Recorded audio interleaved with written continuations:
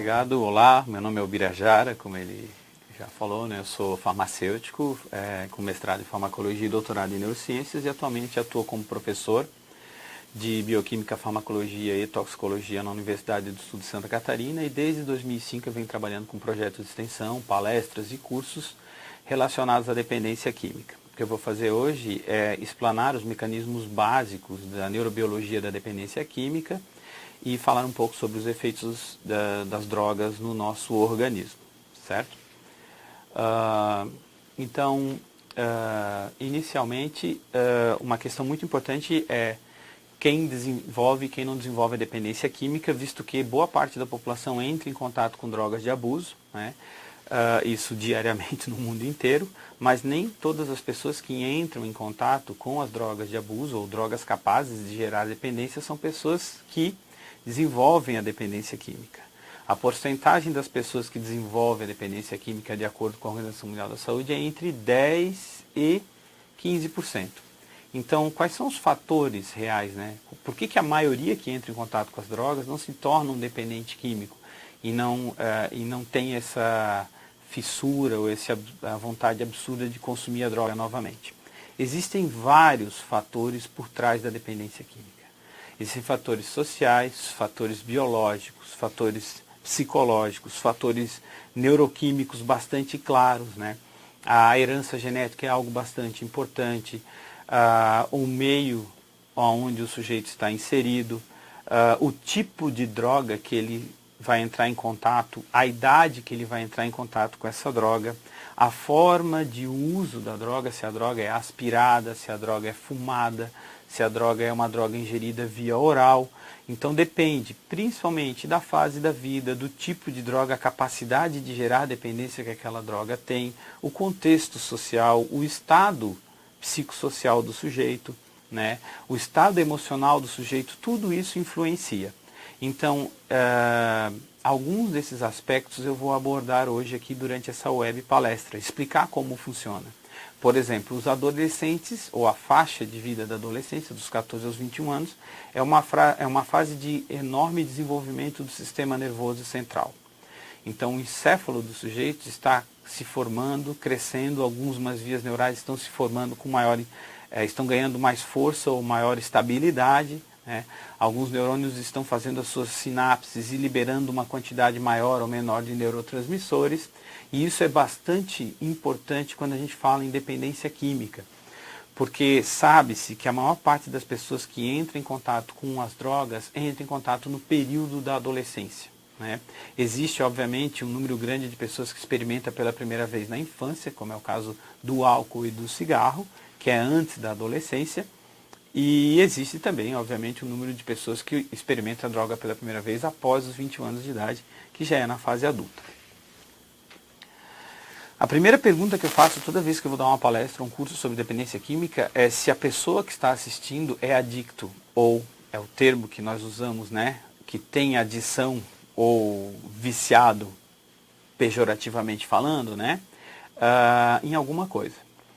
Então, coloquialmente falando, a gente usa o termo viciado, fissurado, e na verdade o termo correto que se usa dentro do estudo da dependência química é a adição, que seria o fato de a pessoa ser dependente de alguma droga, e a pessoa que é dependente é chamada de adito ou adicto, né? O adito é uma pessoa que não consegue viver sem aquilo, né? Em resumo, é isso.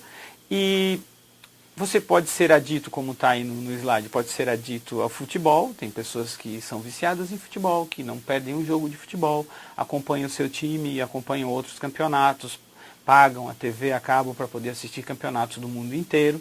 Existem aquelas pessoas que são viciadas em cerveja, né? Que todo final de semana, chega na sexta-feira, é como se fosse obrigatório, acabou o expediente da sexta-feira, vai ter o happy hour, então vou tomar uma cerveja porque sexta-feira é o dia de tomar a cerveja, né? E existem aquelas pessoas que são viciadas em chocolate, e temos vários. Quando eu falo isso, no começo das minhas palestras eu falava muito de chocolate, da cerveja, do futebol. Mas hoje em dia nós sabemos que as pessoas são mais adictas ou viciadas ou dependentes de outras coisas, como, por exemplo, redes sociais, WhatsApp. A gente não consegue ficar um dia inteiro sem olhar no WhatsApp. tem gente que não consegue passar o dia inteiro sem olhar no Instagram, ou seja, o que for, né? E os jovens, assim, no início, na pré-adolescência e no início da adolescência, costumam jogar esses jogos, né, de internet. Existe até um transtorno hoje de jogos de internet, que é chamado em inglês de Internet Game Disorder, onde se estuda, né, a dependência desses jogos de internet que os jovens não conseguem sair da frente do computador ou da televisão com seus consoles, porque isso também gera uma dependência.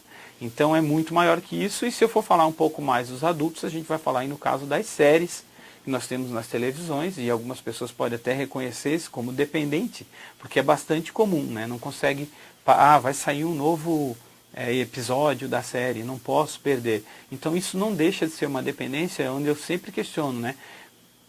Qual a sua adição? Ou você é dependente do quê? O que você não vive sem, né? O sistema nervoso central, ele tem uma estrutura que eu vou tentar explicar como esses mecanismos de dependência ocorrem dentro dele, né? Mas, para diagnosticar uma dependência química, ou para ser considerado uma droga capaz de gerar uma dependência química, ela tem que ter algumas características. Primeiro, essa droga deve apresentar uma certa tolerância, né? O que é tolerância? Tolerância é quando você tem que aumentar a dose de uma droga ou de um determinado fármaco para obter o mesmo efeito. Então, no decurso do tempo, com a repetição das doses, você tem que ir aumentando essas doses para obter o efeito original. Também ocorre a dependência. A dependência é aquilo que eu estou falando até agora, é o fato de a pessoa não viver sem aquela droga, não conseguir viver sem aquilo, né? Normalmente, essa substância ela é frequentemente consumida em quantidades maiores do que a pessoa pretende consumir. Ela pretende consumir 2, 3 copos de cerveja, vai lá e toma 10, 15, 20 copos de cerveja, né? Vamos explicar por que isso acontece. Existe um desejo persistente ou esforços mal sucedidos no sentido de reduzir ou controlar o uso da substância, né?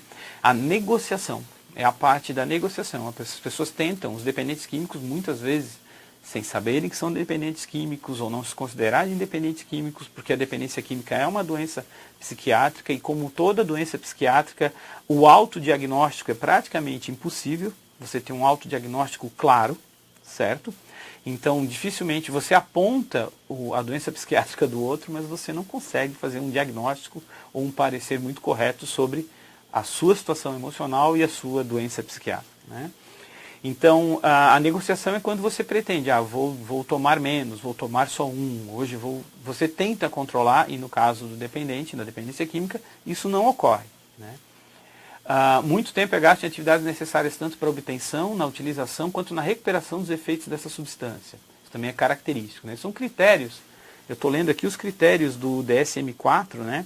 Que é um manual estatístico e diagnóstico dos transtornos psiquiátricos da Organização Psiquiátrica Norte-Americana, para determinar se a pessoa é um dependente químico ou não, né?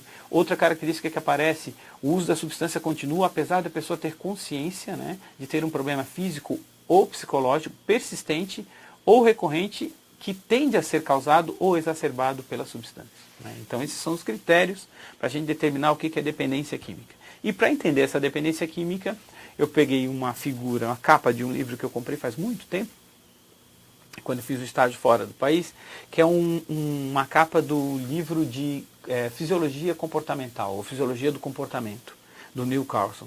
Esse livro eu acho interessante porque a capa dele mostra um encéfalo dentro da cabeça, né, que o encéfalo é a parte do sistema nervoso central que fica dentro do crânio, então aparece, e abaixo do encéfalo nós já temos um pedaço da medula. O sistema nervoso central é dividido em encéfalo e medula, né? Então aqui aparece bem o sistema nervoso central, falta um pedaço da medula, mas esse ser que está na capa, ele é desenhado transparente, porque a intenção do livro é olhar para dentro, olhar para o encéfalo. O encéfalo é uma estrutura que, se nós formos estudar ele a fundo, nós vamos ver que ele consome uma quantidade absurda de energia do nosso corpo. Apesar de ter um peso relativo de 2% do corpo, ou seja, ele pesa quase nada, extremamente mole também, o sistema nervoso central, principalmente o encéfalo e o córtex, a parte do córtex, ele consome uma quantidade de glicose e oxigênio muito grande, né? Ele é o centro controlador do corpo.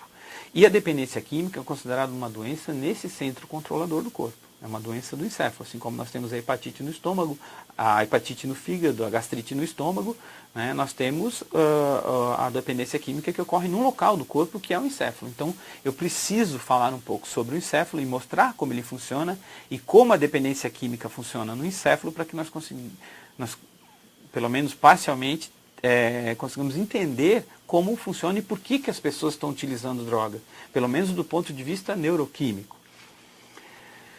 Então, o sistema nervoso central, essas figuras são do livro do Neil Carlson, né? Ele tem algumas estruturas muito importantes que são subcorticais, que são responsáveis pelo controle do comportamento. Essas estruturas que controlam o comportamento emocional são chamadas em conjunto elas são chamadas de córtex límbico ou sistema límbico. Então, o sistema límbico é um conjunto de estrutura que tem um papel importante no controle das emoções. E eu gostaria de destacar aqui nessa figura que aparece, em vermelho, duas bolinhas ao lado, que tem um nome em inglês de amígdala e em português também tem um nome de amígdala. Essa amígdala, ou corpo amidalóide, como é encontrado em alguns livros, ou amígdala central também, ela tem um papel importante na memória emocional, né, no comportamento de medo e ansiedade, e atrás dela nós temos o hipocampo. O hipocampo, que também é uma estrutura bilateral, né, se vocês observarem na figura, nós temos uma amígdala do lado esquerdo e uma amígdala do lado direito do encéfalo, no hemisfério direito e outra no hemisfério esquerdo, a mesma coisa para o hipocampus, né, que fica atrás da amígdala, que tem um papel importante também na memória, certo? E na depressão. Se a gente for estudar a depressão, a gente vai ver que o hipocampo, durante um processo de depressão, ele diminui de tamanho, ele diminui o número de conexões. E eu estou falando de depressão aqui porque boa parte das pessoas que têm dependência química tem algum tipo tem outras doenças psiquiátricas associadas. Então, a dependência química é uma doença que muitas vezes não vem sozinha, ela vem associada a algum outro tipo de doença psiquiátrica ou problema ou alteração psicológica. Outra estrutura que eu queria falar um pouco são os gânglios da base, que estão aqui destacados em azul. A amígdala ficou da figura anterior, voltou para essa como referência de espaço, né? Os gânglios da base são estruturas bilaterais, que são responsáveis pelo controle motor, mas também tem uma importância na parte basal, né? Na parte anterior e basal, para a dependência química, que é onde fica justamente, né, as áreas de recompensa e prazer, que estão mais ou menos demonstrados nesse slide. Esse slide é um slide que mostra uma figura que foi retirada do National Institute of Drug Abuse. A sigla dele em português a gente pode ler como NIDA, né? Essas figuras estão disponíveis no site deles e qualquer um pode baixar e estudar, né? Lá tem inclusive a descrição da figura em inglês, que é facilmente traduzida, né, em ferramentas de tradução. Então, nessa figura nós temos em rosa, né, lá atrás do nosso encéfalo, que está aqui cortado ao meio, né, nós temos o cerebelo em rosa e ele tem uma função importante na coordenação motora. Por que eu estou citando o cerebelo? O cerebelo é um dos órgãos mais atingidos, por exemplo, pelo álcool. E o álcool é uma das drogas mais utilizadas no Brasil e no mundo, né? O Brasil tem um número bastante grande de usuários de álcool. Dependente de álcool também. Nós temos aqui, então está escrito em inglês coordenação, na verdade é equilíbrio, né, e planejamento de movimentos, mas ele tem um papel muito importante no equilíbrio. Quando as pessoas ingerem o álcool, o funcionamento do cerebelo diminui. Ocorre uma inibição do disparo neuronal do cerebelo e as pessoas têm dificuldade na coordenação motora, têm dificuldade na fala, têm dificuldade de se manter em pé, certo? Então isso é porque o álcool ele tem vários locais onde ele age no sistema nervoso central, mas a ação dele sobre o cerebelo é muito importante. Além disso, existem fármacos que são prescritos para o tratamento da ansiedade ou da insônia, da classe dos benzodiazepínicos, que também agem neste local, causando também uma diminuição da função cerebelar. Acima do cerebelo eu tenho o córtex responsável pela visão, está escrito em inglês vision, e é o córtex visual, é o córtex occipital. O córtex occipital, onde a visão é finalmente formada, ele também pode ser alterado ou ter uma certa disfunção com o uso de drogas alucinógenas. Por exemplo, as drogas do tipo LSD, certo? Inclusive as anfetaminas, as metanfetaminas da classe do êxtase podem alterar a percepção do meio e também da visão.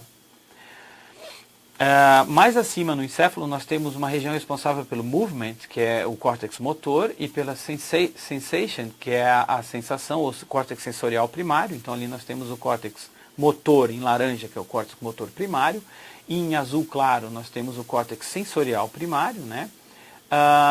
Essa relação do córtex sensorial e a resposta motora, eu sempre gosto de lembrar que o crescimento, o amadurecimento do encéfalo, ele começa na base, na região do cerebelo e do córtex visual, e ele vai crescendo ou amadurecendo ou se tornando adulto em direção à parte frontal, que é onde fica o córtex frontal, a parte frontal do encéfalo, que é onde está a nossa consciência.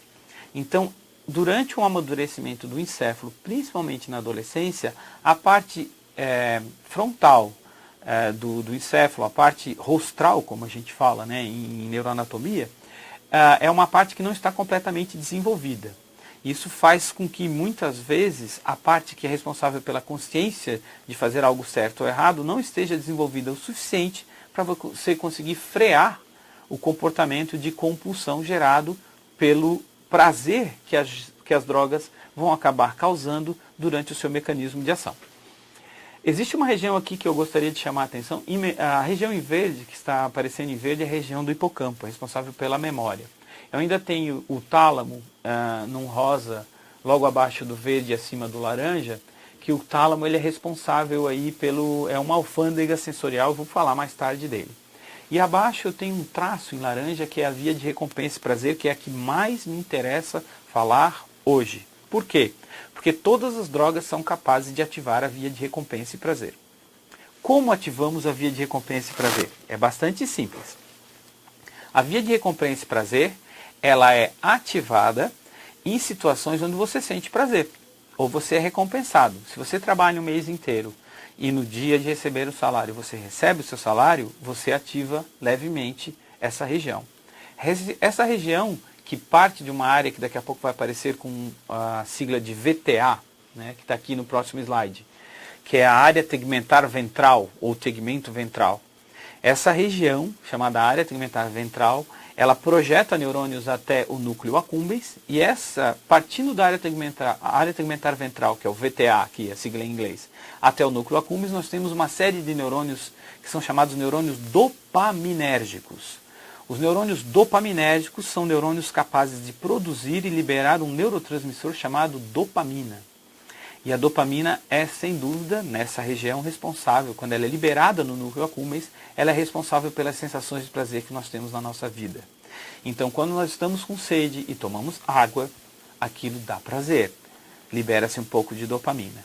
Quando você trabalha o mês inteiro e recebe a recompensa, aquilo gera prazer. Você libera a dopamina. Quando você come algo muito doce, né, existe receptor para glicose nessa via de recompensa e prazer. Então, ocorre uma liberação de dopamina. Por isso que algumas pessoas são viciadas em doces. Quando você come uma comida muito gostosa, está com fome e come uma boa comida, muito palatável, geralmente comidas bastante gordurosas, ativam bastante as papilas gustativas e geram uma sensação de prazer maior que ocorre nessa região de recompensa e prazer, que vai da área tegmentar ventral até o núcleo accumbens. Então libera dopamina lá no núcleo accumbens. Quando você quando você tem você tem uma interação social com um grupo de pessoas, que você conversa bastante, que você consegue interagir bastante, dar risada e conversar e se sentir bem, essas interações sociais também aumentam o prazer do ser humano. É uma forma de sentir prazer. Então, até agora, o que eu falei, tudo que nos dá prazer é para a nossa sobrevivência. É a água, é a comida, é a interação social. Só faltou falar de uma coisa: o comportamento sexual. O sexo é uma das uma das formas de liberar a maior quantidade de dopamina na região do prazer, que é o núcleo accumbens. Então, é estranho que algumas pessoas que são dependentes químicos, ou seja, que são dependentes de algum tipo de droga, consigam abandonar todos esses comportamentos pela droga. Então, qual a conclusão que se chega antes de demonstrar isso? É que as drogas de abuso, elas conseguem aumentar a liberação de dopamina no núcleo accumbens em uma intensidade tal que As pessoas preferem o prazer da droga do que todos os prazeres da vida. E talvez essa seja a parte principal e crucial dessa web palestra. É entender que as drogas geram muito mais prazer do que os prazeres normalmente que nós temos na vida. E é por isso que algumas pessoas preferem as drogas. Ou quando não tem esses prazeres, podem preferir usar a droga porque é a única forma que ela tem de sentir prazer na vida. Então isso ajuda a explicar. Drogas como, por exemplo, o crack, a cocaína, são drogas que liberam uma quantidade muito grande de dopamina no núcleo accumbens. E essas drogas elas têm um efeito drástico em termos de dependência química, elas geram uma dependência química muito forte. Eu vou falar de uma outra droga que alguns consideram inocente, e de inocente não tem nada, né? Que é a maconha. A maconha ela também tem essa capacidade de gerar prazer, pois ela também aumenta a liberação de dopamina no núcleo accumbens. E nós temos também aí o cigarro. O cigarro, assim como o crack, é uma droga de absorção pulmonar. E o cigarro talvez seja uma das drogas mais difíceis de se parar o uso, de se controlar a dependência. Primeiro porque ele é vendido, né, legalmente, né? E segundo porque a absorção pulmonar faz com que o princípio ativo do cigarro, que cai no sangue, que é a nicotina, ele consiga cair na circulação muito rapidamente e tenha uma ação do sistema nervoso central muito rápida. Em questão de segundos, você tem um aumento considerável da liberação de dopamina na região de recompensa e prazer, na região do prazer, que é o núcleo accumbens. Nesse slide aqui ainda, eu quero falar um pouco sobre essa região do córtex pré-frontal. Pré-frontal é que fica antes do córtex frontal, que no slide anterior aparece como região do, eu vou traduzir literalmente como julgamento ou discernimento. Essas duas regiões, ela está destacada aqui em roxo, né? E aqui nessa outra região ela está com a seta apontando em amarelo como pré-frontal córtex ou córtex pré-frontal. Essa região do córtex pré-frontal é aquela que é capaz de nos dizer para, não usa ou não começa. Então, uma vez você sentindo prazer, você ativando a região de prazer, que é a região que parte, os neurônios que partem da área tegmentar ventral e vão até o núcleo accumbens, você sentindo prazer, você começa a diminuir, existe uma via colateral que vai diminuir a atividade do córtex pré-frontal. Traduzindo, simplificando, o que ocorre é que quanto mais prazer você se sente, menos discernimento você tem. Quanto mais prazer você sente, menor a sua capacidade de dizer não àquilo que está gerando prazer. E eu estou tratando aqui de drogas que geram uma quantidade de prazer enorme. E daí vem o comportamento que nós chamamos de comportamento compulsivo do uso de drogas. O comportamento compulsivo do uso de drogas, ele decorre do fato das pessoas sentirem muito prazer com aquilo e perderem ou diminuírem a atividade do córtex que é responsável pelo discernimento ou que consiga diferenciar o que é certo e o que é errado a partir de determinada dose da droga. Então a pessoa perde a capacidade de dizer não. Muitos, para que isso não ocorra, evitam inclusive começar a utilizar a droga, não dar o primeiro gole, não dar a primeira tragada ou a primeira cheirada, ou seja lá qual for a droga que estiver utilizando. Porque uma vez que ela inicia esse comportamento, fica muito difícil dela parar esse comportamento. É o caso da cervejinha, né? Muitos conseguem tomar uma cervejinha, né? Muitas vezes trazida com um nome no diminutivo, por conta é um mecanismo encefálico de diminuir a culpa, né? Você chama ela de cervejinha, que é uma cerveja pequena, né? E aí uma cerveja pequena não lhe faria mal.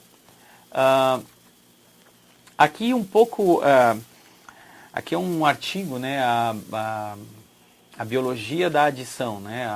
A neurobiologia da adição, do comportamento de adição, onde eu tenho um artigo de 2017 que mostra as estruturas todas que estão envolvidas com o comportamento de dependência química, e ali tem uma região chamada NAC, NAC, que é o núcleo accumbens, que eu falei no slide anterior, que é o centro do prazer.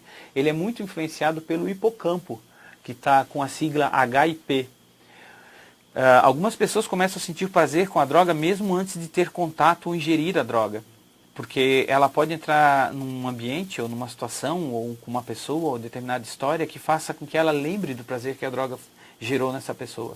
Então já existe uma pré-excitação da região de prazer mesmo antes de você entrar em contato com a droga. Então esses sinais que nós chamamos, que tem no ambiente, que tem no dia da semana, no horário, já fazem com que a pessoa sinta prazer sem entrar em contato com a droga. Né? Vou voltar ao exemplo da bebida alcoólica. Opa, hoje à noite eu vou beber. A pessoa já começa a se sentir feliz, já começa a sentir prazer antes de entrar em contato com a droga. Bom, nesse próximo slide, que é de um livro que é chamado o Atlas Ilustrado de Farmacologia do Netter, eu gostaria de falar um pouco sobre a via de recompensa que se repete aqui, né? O tegmento ventral, ou área tegmentar ventral, está em verde, a região do prazer está como uma bola vermelha, que está chamada aqui de núcleo accumbens ou núcleo acumbente, e embaixo disso tudo eu tenho o locus coeruleus, que é uma região de onde partem os neurônios que liberam um neurotransmissor chamado noradrenalina. A liberação de noradrenalina causa um aumento da atividade do tegmento ventral, ou da área tegmentar ventral, que vai aumentar a liberação de dopamina no núcleo accumbens. Portanto, existem algumas pessoas que são dependentes de noradrenalina. Exemplo, esportistas, pessoas que praticam esportes, principalmente esportes radicais, elas têm uma tendência a sentir muito prazer enquanto estão passando por esse momento do esporte, porque geralmente desafia a vida, já libera um monte de endorfina, que também causa prazer, e além disso a noradrenalina gera essa liberação de dopamina indiretamente no núcleo accumbens, ou núcleo acumbente, como está ilustrado aqui. Mas se vocês gravarem bem essas três regiões, azul, verde e vermelho, eu vou ampliá-las, mostrando nesse slide a região em azul, que é a região do locus coeruleus, a área tegmentar ventral ou tegmento ventral em verde, e aqui em vermelho o núcleo accumbens, que é a região de recompensa e prazer, e vocês conseguem observar ao redor todas as drogas que têm atividade sobre esse sistema de recompensa e prazer. Né?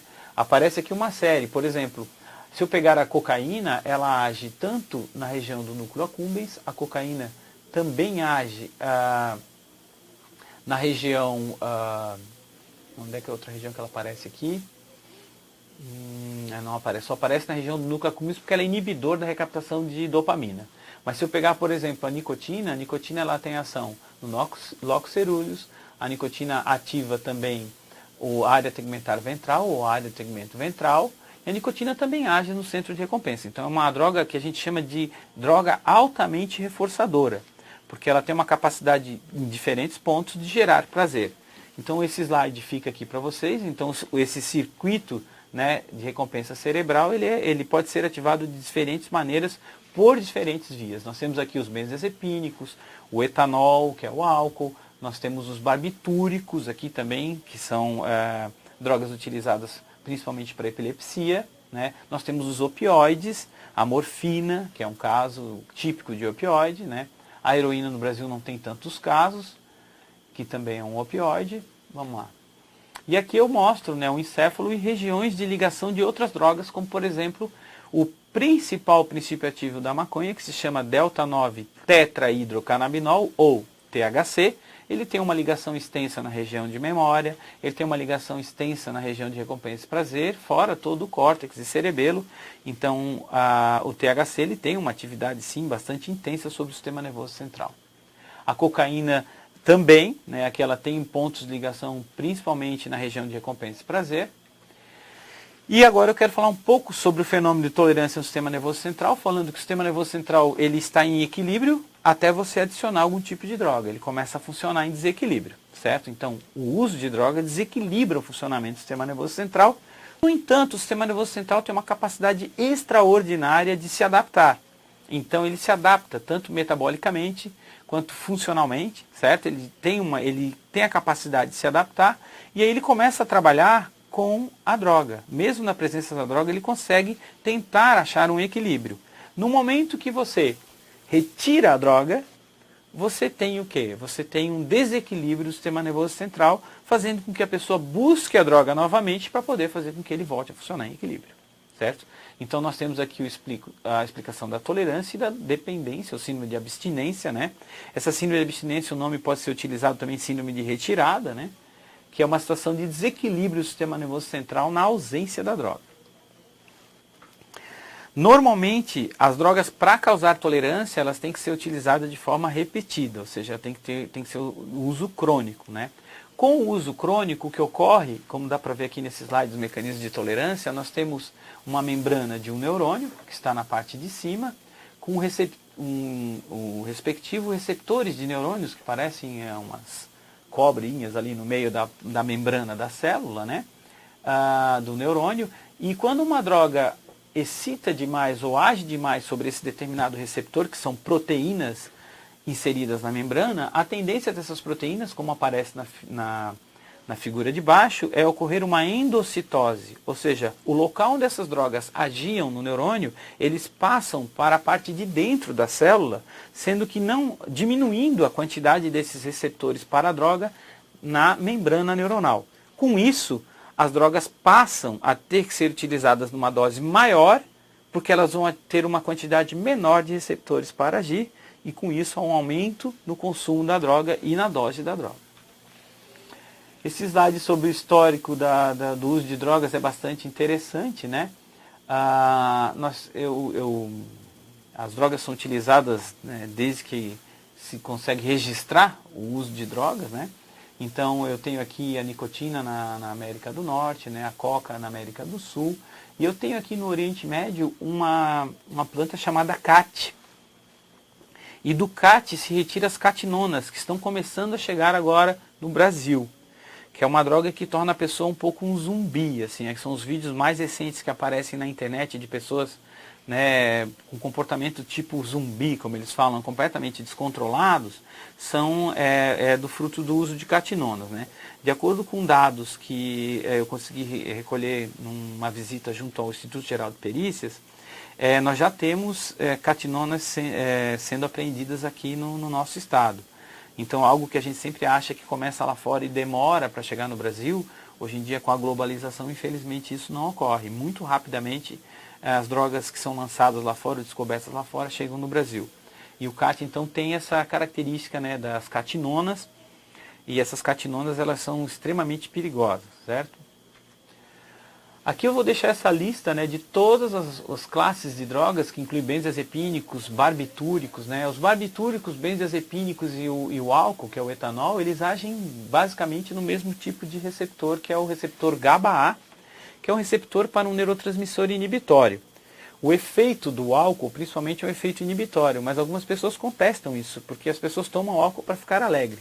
Só que o álcool, numa dose baixa ou inicial, ele inibe a inibição comportamental.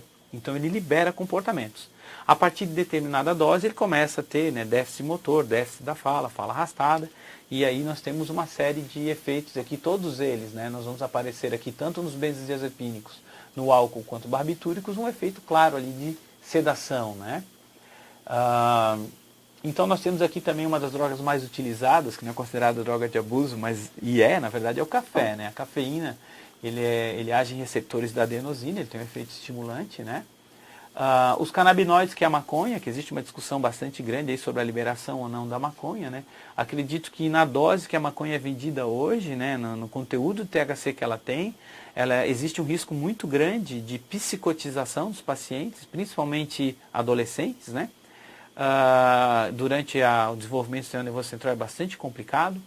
Então, o sistema nervoso central do adolescente ele não está formado, o adolescente não sente prazer como o adulto sente. Então, quando o adolescente encontra a droga, é como se ele achasse o santo grau, né? Aquilo para ele é o momento da vida dele, porque o sistema nervoso central dele não faz com que ele sinta muito prazer. Então, existem alguns estudos mostrando que eles realmente sentem muito prazer, né? Mas, em geral, o adolescente, quando a gente encontra o adolescente, a gente fala para ele, vamos fazer uma coisa legal, vamos fazer isso, aquilo. Ele faz aquela cara, né? Não estou afim, né? Aquela cara de que não está muito animado, etc. E, às vezes, é na droga que eles encontram esse ânimo, essa alegria, né? Aqui eu tenho um exemplo da cocaína administrada de diferentes formas, para ver como é importante, né, a administração da droga, e o efeito dela acaba dependendo da farmacocinética dela, né? A farmacocinética é o movimento da droga pelo corpo, né? Então, aqui são como que se absorve uma cocaína quando ela é injetada via intravenosa, né? Via intravenosa, essa figura é de um livro chamado Golan, de farmacologia. Então, via intravenosa, nós temos aí um aumento bastante acentuado, né, da concentração da cocaína no sangue, né? Ela vai até 500 nanogramas por ml, né, na concentração plasmática de cocaína. Na segunda opção, que é a cocaína fumada, no caso é a base dela, né, que é o crack, ele chega a aumentar a concentração na velocidade muito semelhante à cocaína injetável. Então a cocaína fumada, ou seja, o crack, ele tem um aumento da concentração sanguínea muito veloz, né? E, no entanto, a queda dele também da concentração sanguínea é muito rápida, o que faz com que os usuários de crack busquem usar várias vezes o crack por dia, né? Depois nós temos a cocaína usada via nasal, que é a aspirada, né? Ela tem um aumento da concentração do sangue um pouco mais lento, né? Um pouco diferente do que ocorre no crack e na endovenosa, e essas são as 3 formas mais utilizadas. A via oral pode ser utilizada também a cocaína, mas ela demora em torno de meia hora para começar a ser absorvida e ter algum efeito.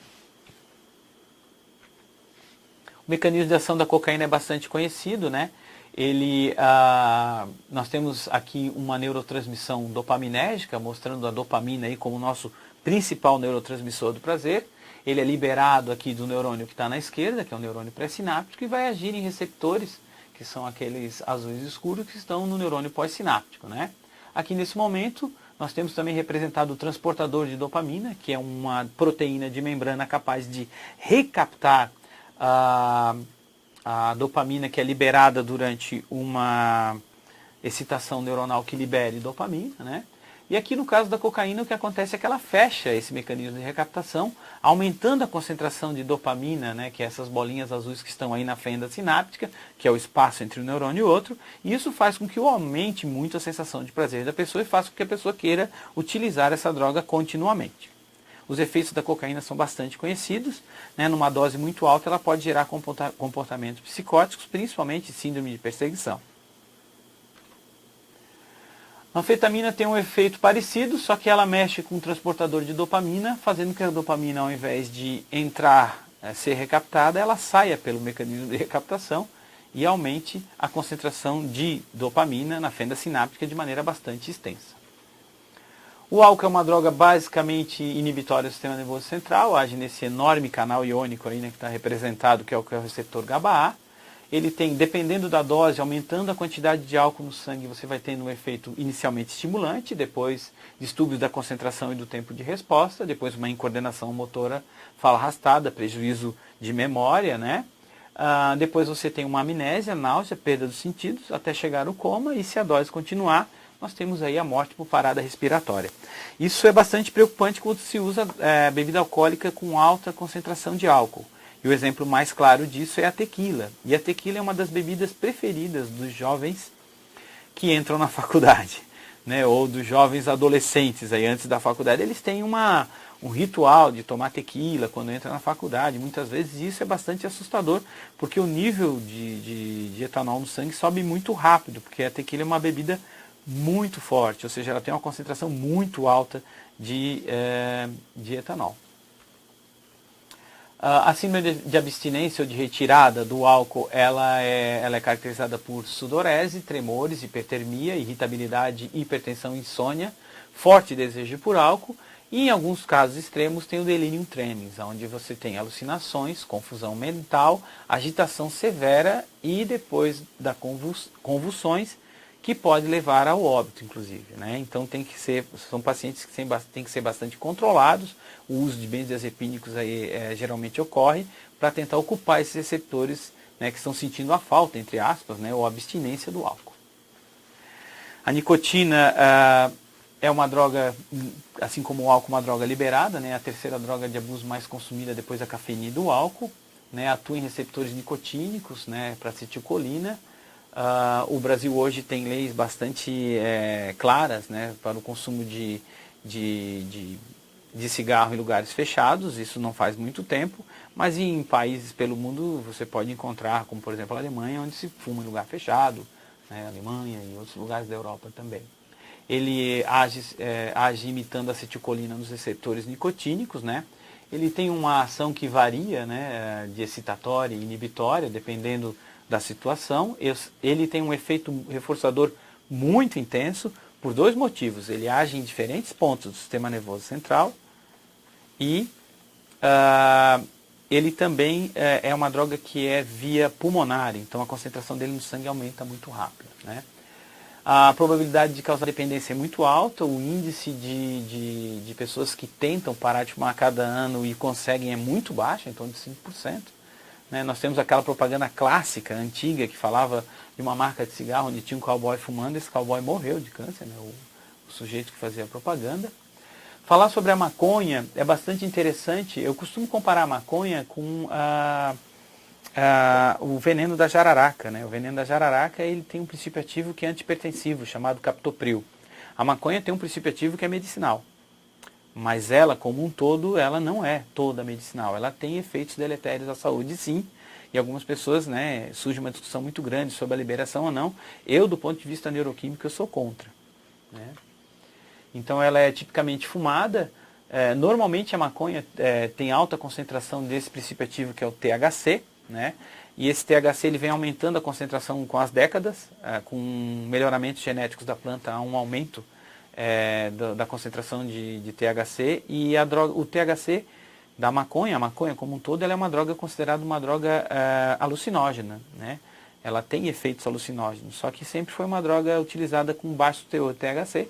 Mas agora, com o aumento do teor de THC na maconha, pode ser que apareçam nas unidades de saúde pessoas tendo reações típicas de psicose devido ao uso da maconha. O metabolismo da maconha é bastante extenso, ocorre no fígado, né? Gera vários derivados dela, né? Até a conjugação final onde ela é eliminada.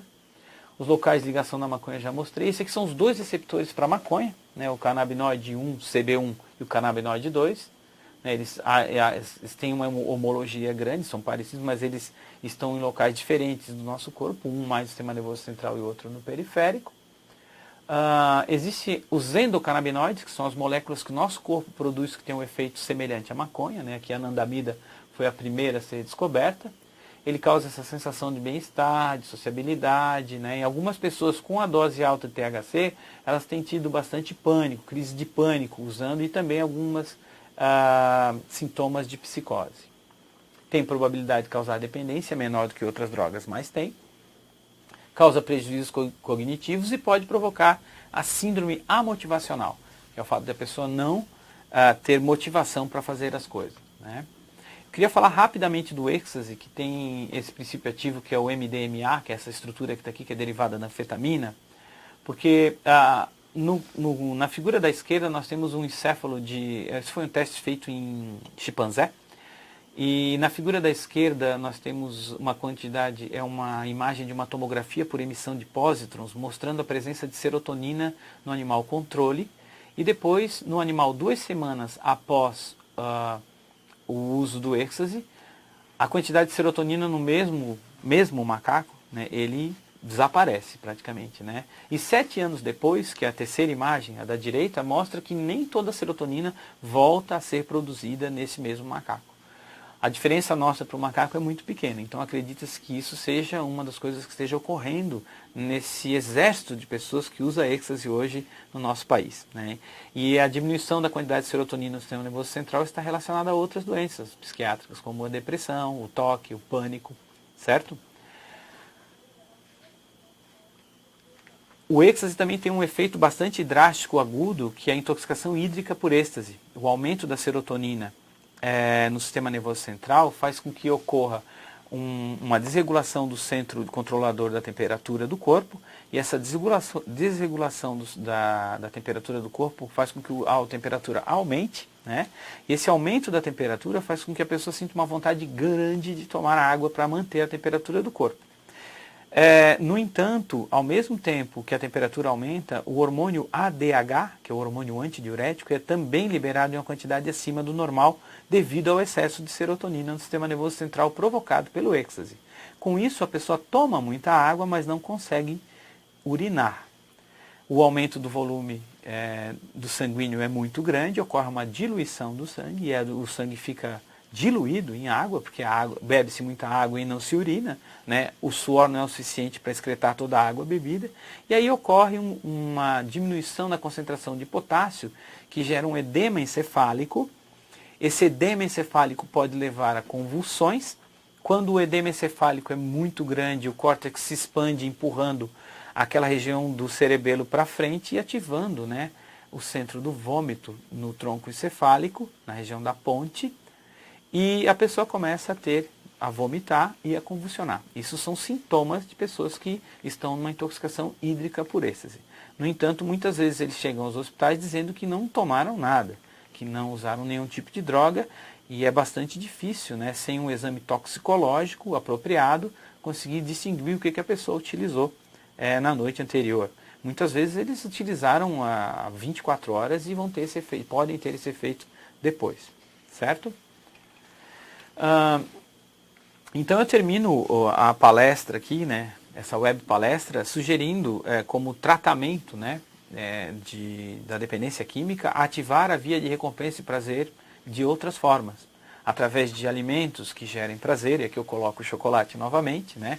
Existe um psiquiatra amigo meu que trata dependente químico, ele dá pacote de balinhas bem doces. Quando a pessoa começa a sair para a rua, ou vai em alguma ocasião onde ela vai sentir vontade, ele dá a balinha com bastante glicose, bastante açúcar, para a pessoa ficar sentindo prazer com aquela balinha, né? E isso muitos usuários de cigarro também fazem quando estão parando, né? Aqui eu tenho, né, uma criança tocando bateria. A música é muito importante, é uma forma de sentir prazer. Tanto tocar no instrumento musical como ouvir música é uma forma muito importante de sentir prazer, né? A interação social também, né? Namorar, ele tem um casal de namorados ali no pôr do sol, curtir a natureza, tudo isso são formas, né? Aqui tem um esporte chamado windsurf, que é o esporte que eu pratico, né? É muito interessante o esporte na água, principalmente porque ele libera uma grande quantidade de adrenalina e endorfina. Então essas são formas que nós temos de tratar a dependência química ou de tentar sentir prazer de outras formas que não através das drogas, né? Então era isso. Muito obrigado a todos pela atenção e o meu contato, o meu Instagram está aí na tela para quem quiser entrar em contato. Joinville mandou aqui uma pergunta. Como tratamos pacientes crônicos, dependentes de suas medicações aí, né? Com relação aos remédios, os médicos, também são drogas.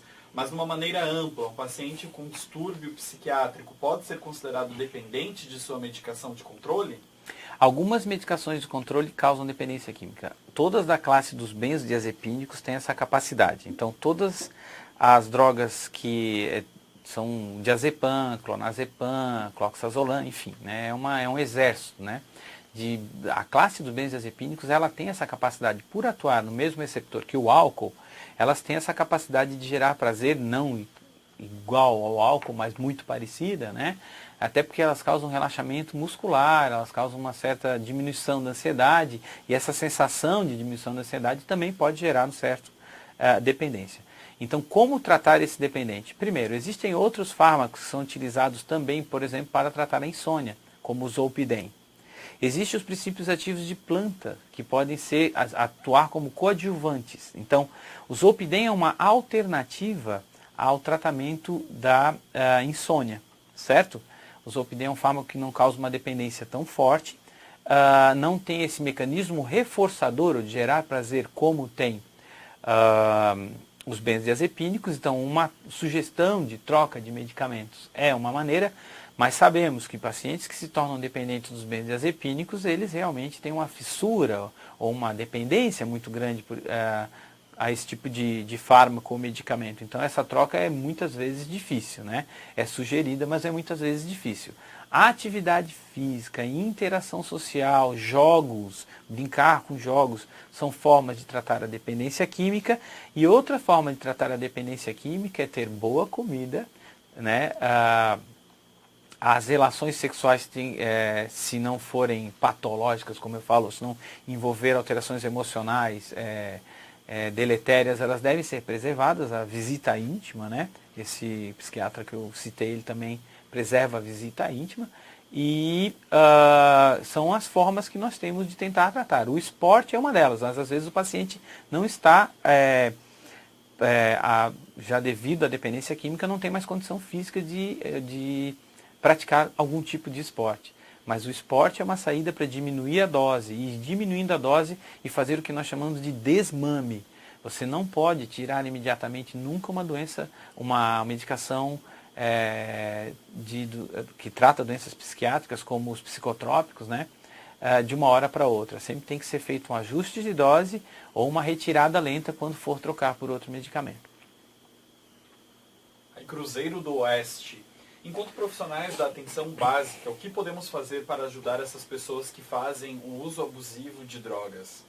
Novamente eu vou voltar na parte do esporte, né? O esporte, atividades lúdicas, interação social, a música, o esporte, são formas de se sentir prazer, né? O sistema de recompensa e prazer, ele trabalha dessa maneira. Se a pessoa está sentindo prazer, dificilmente ela vai sentir o mesmo prazer com jogos, com atividades de interação social ou com música, como ela sentia com as drogas. Isso aí a gente não pode querer disputar, mas a gente pode tentar diminuir o uso de droga com atividades que gerem prazer desse tipo, né? Guanambi. Como nós, profissionais da atenção básica, podemos intervir de forma efetiva em pacientes que negam o uso de drogas e álcool, né? Tipo assim, mentindo, né? Dizendo que não usam. Quando ele insiste, que seja isso, insiste em dizer que não está utilizando a droga, né? É bastante complicado, né? Como eu falei no início, né? O autodiagnóstico de doença psiquiátrica é uma coisa que até para quem é da área, né? É bastante difícil. E assumir que a pessoa tem uma doença psiquiátrica é considerado uma fraqueza emocional. Então, quando a pessoa é diagnosticada com um transtorno de pânico, ou com uma depressão, ou como um dependente químico, ela considera que ela não é fraca, ela considera que aquilo é uma fraqueza, e ela não pode demonstrar fraqueza. Quando, na verdade, é uma coragem absurda assumir que você tem uma doença psiquiátrica e que você quer tratá-la. Então, o que tem que ser incentivado neste caso é a coragem, a pessoa ter coragem, é um ato de coragem.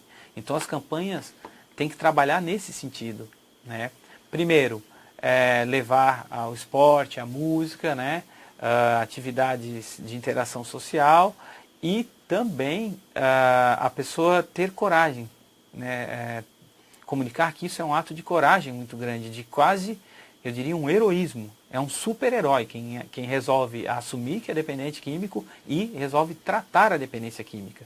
Porque você vai estar fugindo de um prazer muito grande e ninguém quer fugir desse prazer. Ninguém quer aceitar que tem algo te controlando, que não é mais você que está te controlando, e sim o prazer que você sente por alguma coisa. Essa questão é muito interessante, né? É uma questão que está na nossa sociedade, pouco se discute, né? Eu sempre brinco, é que nem falar de morte, né? As pessoas não querem falar sobre a morte, assim como não querem falar sobre a dependência química. É algo que está presente na nossa sociedade, deve ser debatido, deve ser discutido e principalmente esclarecer o que já se sabe dentro da neurociência, que ocorre no sistema nervoso central, para começar a entender o prazer que essas drogas geram em muitas pessoas, né? E por que elas são dependentes dessas drogas? Porque o prazer é muito grande. É difícil lutar contra esse prazer.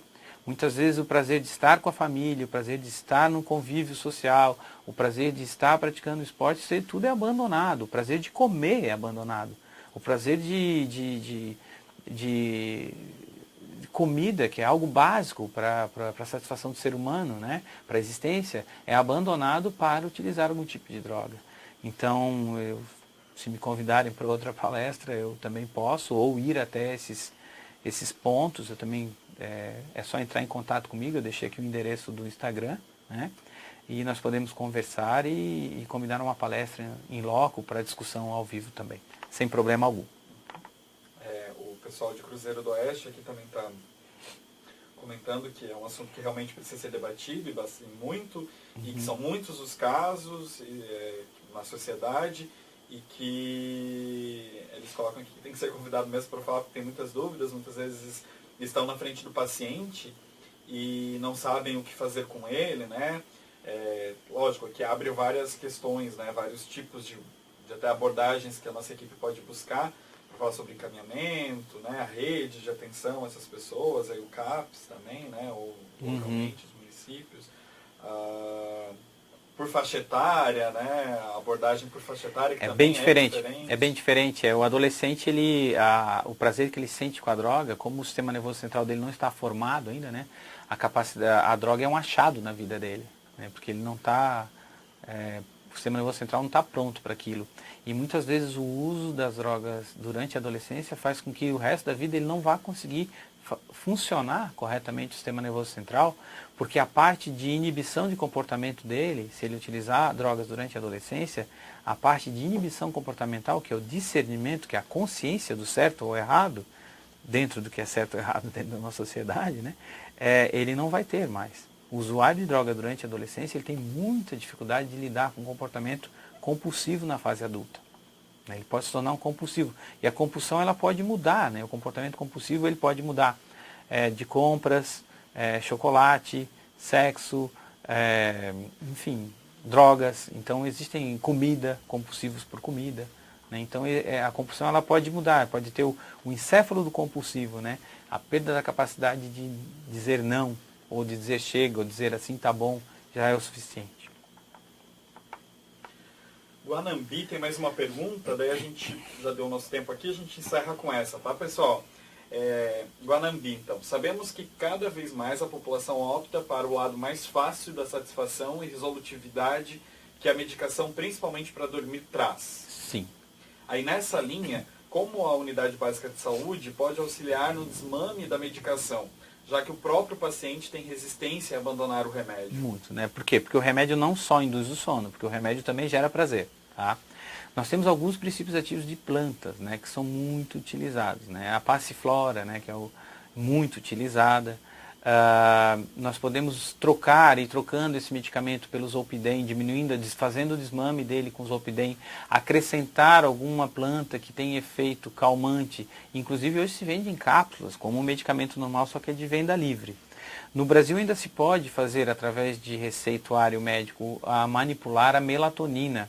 A melatonina é um hormônio que é produzido pelo corpo, né, pela glândula pineal, e ela induz o sono. Ela é produzida a partir da serotonina. Então, frequentemente, pacientes que têm baixa de serotonina também têm dificuldade na produção de melatonina, que são pacientes que têm depressão, pânico e algumas doenças psiquiátricas, onde você tem uma queda na produção de serotonina, consequentemente não terá a quantidade suficiente do hormônio do sono, que é um derivado da serotonina, que é a melatonina. Então a melatonina também serve como coadjuvante, né? E dependendo da dose ela induz o sono rapidamente. O problema da melatonina é que você não pode estar na frente de uma televisão ou de um lugar com muita luz, porque ela tem a ação dela não é a mesma, você tem que desligar tudo e apagar tudo para induzir o sono, né? Mas realmente eu tenho consciência do quão difícil né? Fazer o desmame de um fármaco benzodiazepínico, ou até uma troca. O Zolpidem não funciona com todo mundo, principalmente com aqueles que já têm essa dependência química, ou essa paixão, ou essa relação que eu chamo de amor, né? Até poderia dizer assim, pela droga que está gerando esse prazer ou esse alívio nesses pacientes. Birajara, se você quiser encerrar, deixar algum comentário final aqui para a gente encerrar hoje, um agradecimento. Bom, eu queria agradecer o convite, né, do Telesaúde, agradecer todas as pessoas envolvidas aqui, tanto na técnica quanto o convite inicial e também quem sugeriu a minha palestra, né. Sempre eu gosto de falar sobre isso, eu tenho já cursos e palestras aqui pelo estado de Santa Catarina, mas em qualquer lugar do Brasil eu posso falar sobre isso, é a minha área já há algum tempo, né. Gosto realmente de falar sobre o assunto, ficou faltando bastante coisa, em 40 minutos a gente não consegue abordar todos os assuntos, daria para falar sobre cada slide pelo menos uns 20 minutos, e é um prazer estar aqui, né? E esse assunto é um assunto que ele é muito interessante para qualquer profissional da área da saúde, e eu não diria só da área da saúde, é um assunto muito interessante para a sociedade como um todo. Temos que discutir, temos que esclarecer como funciona, para entender que é uma doença, para entender que tem um tratamento, para entender que isso é muito difícil tratar, certo? Que é uma doença que não é fácil de tratar. O índice de recuperação de dependentes químicos geralmente não é muito alto, principalmente se a internação é menor do que 3 ou 6 meses, certo? Muito obrigado a todos, muito obrigado e até!